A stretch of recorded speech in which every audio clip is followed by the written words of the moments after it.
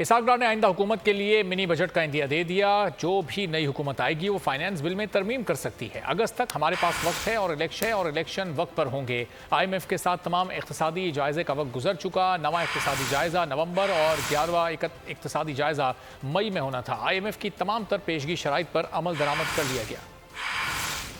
हमने I confess कि hard time है। भाई हार्ड टाइम हमने नहीं है, हम जिम्मेदार नहीं है, ये हुकूमत जिम्मेदार नहीं है।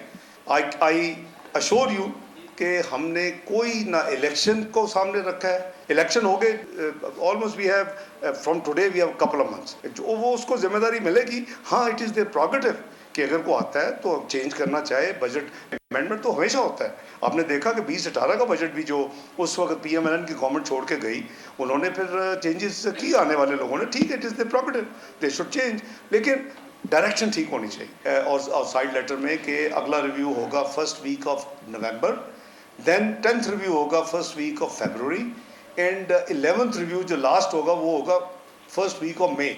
4 मेजर पेंडिंग थे जिसमें सूबों से भी और फेडरल गवर्नमेंट ने काम करना था। अल्हम्दुलिल्लाह about 2.5 months back I completed everything. लेकिन इंशाल्लाह गॉड विलिंग हम वापस आएंगे।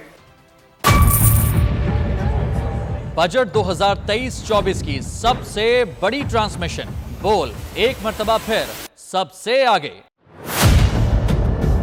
वजीर खजाना की बजट तकरीर की सबसे बड़ी कवरेज 62% अवाम ने देखा बोल की स्क्रीन पर। Welcome back to the budget transmission.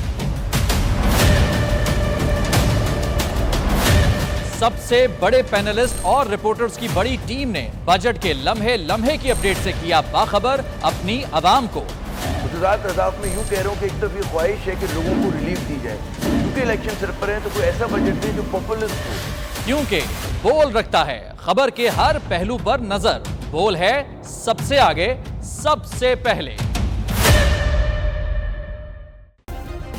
Subscribe करें और बेल दबाएं ताकि कोई खबर रह न जाए।